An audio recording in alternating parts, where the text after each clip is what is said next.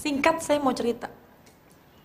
Ada seorang pembuat roti dari negara Irak, Basrah. Pedagang roti, pembuat roti.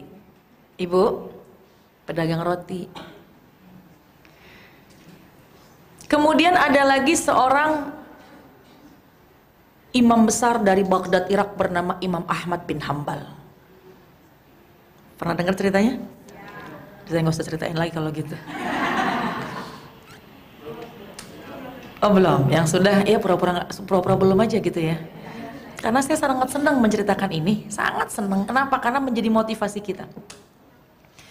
Seorang imam besar, Imam Ahmad bin Hambal, ia menceritakan di detik-detik beberapa bulan, beberapa tahun sebelum ia meninggal dunia, ia sempat menceritakan kepada murid-muridnya.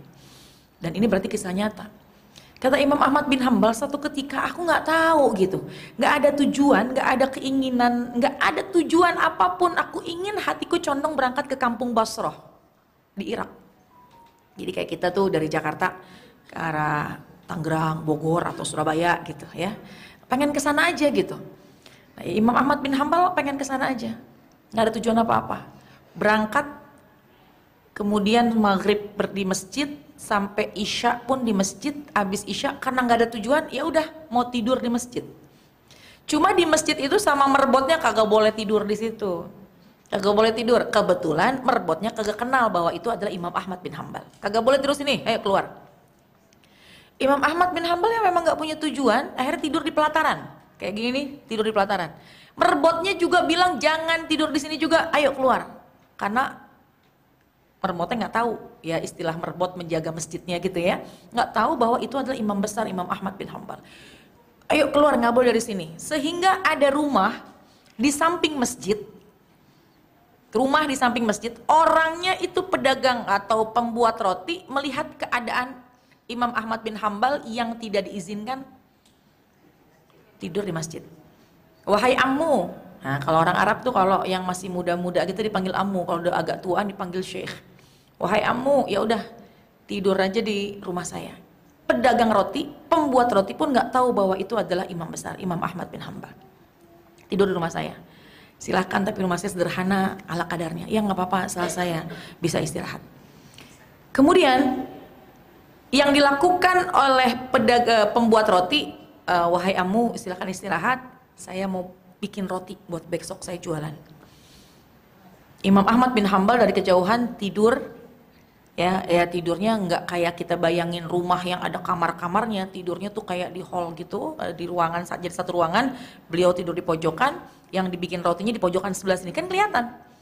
Pedagang roti, penjual roti, pembuat roti, setiap ia melakukan aktivitas bikin roti selalu istighfar lisannya. Masukin giling gandum, istighfar, masukin tepung istighfar, masukin garam istighfar, masukin gula, astagfirullahalazim, astagfirullahalazim, astagfirullahalazim, kan gitu ya kalau bikin roti ya, astagfirullahalazim, astagfirullahalazim, astagfirullahalazim. Imam Ahmad bin Hambal, ini mereka berdua nggak kenalan bu.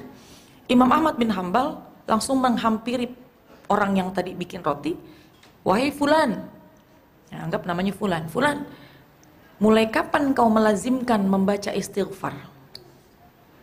Ya kata tukang roti itu tuh yang lagi bikin roti, ya saya udah jadi tukang roti udah 30 tahun. Selama itulah saya membiasakan melazimkan membaca istighfar. Kata Imam Ahmad bin Hambal, apa yang kau dapat dari istighfar yang kau baca?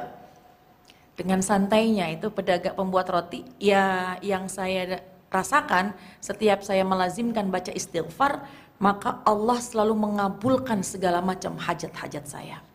Semua yang saya inginkan selalu dipermudah. Saya inginkan pasti dikabul, pasti diijabah, pasti diberi sama Allah. Jadi maka saya tidak pernah berhenti untuk melazimkan baca istighfar. Setiap yang saya inginkan selalu Allah kasih. Kata pembuat roti, tapi ada satu yang belum Allah kabulkan. Sambil pedagang roti ngegulung, semua udah dikasih. Tapi ada satu nih yang belum dikasih sama Allah. Apa itu? Kata Imam Ahmad bin Hambal, saya tuh pengen banget ketemu sama ulama besar dari kota Baghdad, Irak bernama Imam Ahmad bin Hambal. Ternyata Dia nggak tahu yang datang Imam Ahmad bin Hambal. Langsung seketika Imam Ahmad bin Hambal mengatakan Allahu Akbar, Allahu Akbar, Allahu Akbar. Inilah alasannya kenapa hatiku condong ingin berangkat ke kampung Basrah. Inilah alasannya kenapa aku tidak diizinkan tidur dalam masjid. Inilah alasannya kenapa aku tidak diizinkan tidur di pelataran masjid. Dan inilah alasannya kenapa hatiku condong ingin berangkat. Dan inilah alasannya aku bisa tidur di rumahmu. Wahai fulan, aku adalah Imam Ahmad bin Hambal. Berkat istighfar yang dia baca. Istighfar. Karena kalau orang beristighfar, seperti yang Nabi katakan, man lazimal istighfar, siapa orang yang melazimkan baca istighfar, ja'alallahu lahu min kulli dhiqin makhraja, setiap kesempitan akan diberikan keluasan. Wa min kulli hammin faraja, semua urusan-urusan kita, kegelisahan hati kita akan Allah berikan ketenangan. Wa razaqahu min haitsu la yahtasib, Allah akan berikan rezeki dari yang enggak disangka-sangka. Di antara rezeki yang Allah berikan adalah bukan hanya uang, tapi Allah kabulkan berbagai macam hajat-hajat kita. Bu, hajat kita banyak. Pengen rumah tangga sakinah, mawaddah, warahmah. Pengen anak kita semua anak yang soleh dan soleha. Pengen orang tua kita yang masih ada, biar mereka bahagia. Yang sudah pulang ke rahmatullah, Allah jadikan taman-taman syurga. Kita pengen selalu istiqomah. Kita pengen apa yang kita lakukan semua diterima amal ibadah. Semua banyak banget hajat kita. Ternyata caranya adalah dengan memperbanyak istighfar, mohon ampun kepada Allah. Nabi aja bu sehari nggak kurang 70 kali baca istighfar. Wallahi ini la astaghfirullah wa atubu ilaih. Wallahi ini la astaghfirullah wa atubu ilaih akthar min 70 marrat. Demi Allah, setiap hari aku nggak kurang, kata Nabi, istighfar 70 kali. Padahal baginda Rasul manusia terjaga, nggak punya dosa. Lah kita, ibu punya dosa? Nggak kelihatan bu. Mudah-mudahan ya, yang pertama supaya kita menjadi wanita penghuni surga, kita bisa melazimkan beristighfar.